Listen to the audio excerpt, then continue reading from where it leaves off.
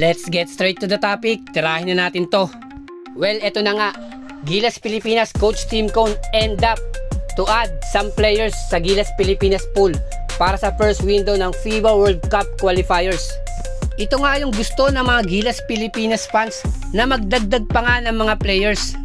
Yung ilan nga po dyan, meron pa nga mga suggestion na feeling nila mas magpapalakas pa o magiging unpredictable ang ating Gilas Pilipinas.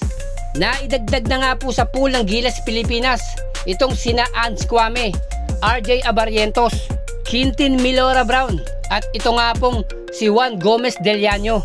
Pero yung magiging concern lang natin ditong mga Gilas Pilipinas fans kung magagamit itong mga players na to na idinagdag ni Coach Tim Cone.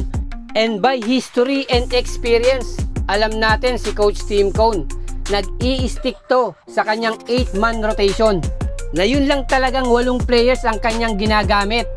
At nung kanyang hawakan ng Gilas Pilipinas, gusto niya lang 12 players lang at wala nang idadagdag pa.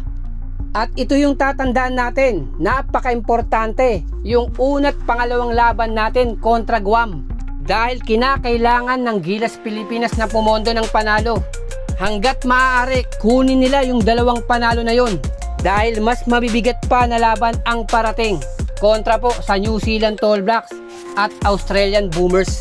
Kaya may konting doubt ako kung yung mga bagong players ay magagamit ni Coach Tim Cone.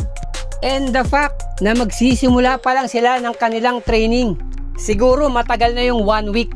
At kung sakali ngang mapasama yung mga idinagdag ni Coach Tim Cone sa kanyang Final 12, babagsak panigurado bilang backup at second unit para pagpahingahin yung kanyang mga star players. Kagaya nga ng sinabi ko nung una, napaka-importante ng laban na to. Siyempre, hindi naman isusugal ni Coach Tim Cone yung kanyang kupunan sa mga bago, or let's say, hindi pa familiar sa kanyang sistema. Na ito yung disadvantage dito. Kung mag-i-stick si Coach Tim Cone sa kanyang mga lumang players, siguradong the same result lang ang mangyayari. Dahil bakit? Madali nang mapipredict ng kalaban yung gagawin o mga game plan ng ating Gilas Pilipinas. Na kanino ba talaga pupunta ang Gilas Pilipinas? Siyempre kay Justin Brownlee. Pero yung tanong dito, 100% ba itong si Justin Brownlee? Na alam naman natin na galing sa karamdaman o sakit itong si JB.